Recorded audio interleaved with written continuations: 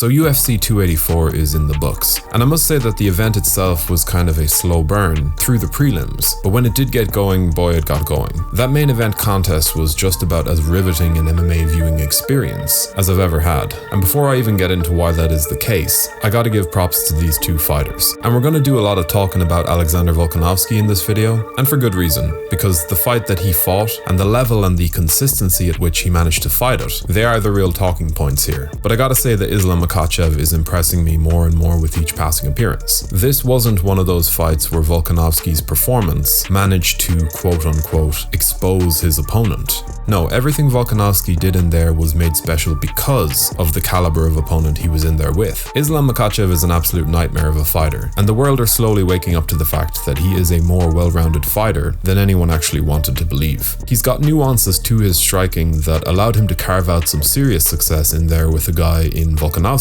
who is without question one of the most sophisticated strikers in the game. And before anyone chimes in with the whole, his striking is only effective because of the threat of the takedown argument, I'll say that yes, you're 100% correct. But when it comes to MMA, what's the difference? It's not like they're fighting in a kickboxing ring. Islam's ability to navigate the gap in technical striking skill by using a few simple, fundamentally sound weapons, as well as the almighty threat of his wrestling game, is a true joy to behold in there. I would imagine that it's so hard to maintain composure in the face of that. Your activity needs to be constant, and you need to have something to really threaten your opponent with. But yeah, as a disclaimer, watching it for the first time live, I did have my suspicion that Islam had taken 3 rounds, and so I wasn't too shocked to see that come to pass. Fights rarely come around that are as even as this one, but Volkanovski didn't lose in the way that the result on paper would have you believe. It was the type of defeat that was so riddled with asterisks that it's hard to look at his outcome as anything less than a net positive. I can see the argument for 3 rounds to 2 in Alexander's favor, and I wouldn't have been angry about it.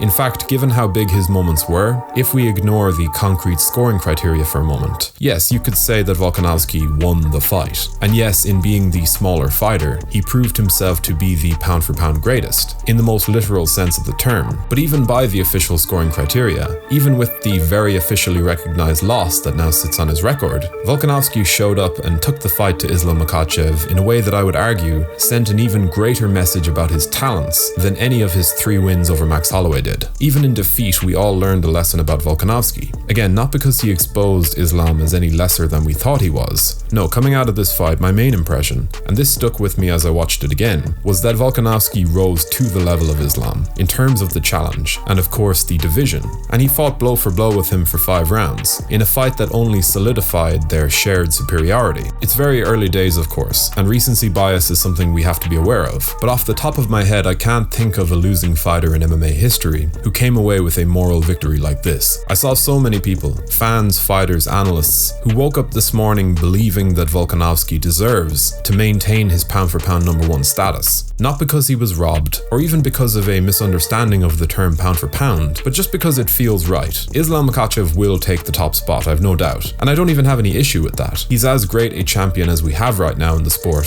and we're certainly lucky to watch this man do work. But Volkanovski was the one who was taking the risks. He was the one who was written off by the fans. Daniel Cormier, who of course has close ties to Islam and his team, and as a result shouldn't be taken too seriously, told the media pre-fight that if Volkanovski did win, it would be the greatest upset in UFC history. Now that indeed was a ridiculous thing to say, but there was a general feeling coming into this one that Volkanovski was walking into a fight that he just couldn't win. And regardless of how we all feel about that now, I have noticed a very big shift in the attitude coming out of this matchup. A lot of fans are totally shocked that it turned out to be the featherweight champion who was the one who had the physicality, the technical skill, the defensive wrestling, and even the punching power to be a foil for Islam Makhachev, despite coming away with a defeat. But I would argue that if you want to build off any definition of pound-for-pound greatness, let that be it. Volkanovski again took the risks here. He stepped up and outperformed all expectations. At 5'6", and correct me if I'm wrong here, but he's now probably the shortest lightweight on the roster, or thereabouts, even if he will return to featherweight soon.